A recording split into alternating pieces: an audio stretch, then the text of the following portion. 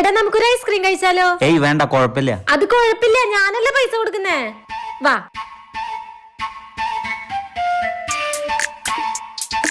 എത്ര ചേച്ചി? 100. ആ അയച്ചിണ്ട്. കൊള്ളി വറുത്തത്, നമുക്ക് കൊള്ളി വറുത്തത് കഴിക്കാം.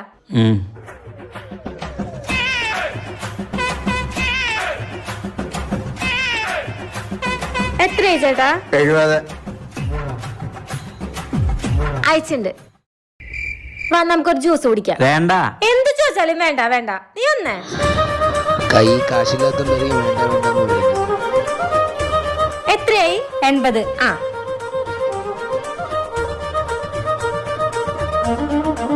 പോവാ.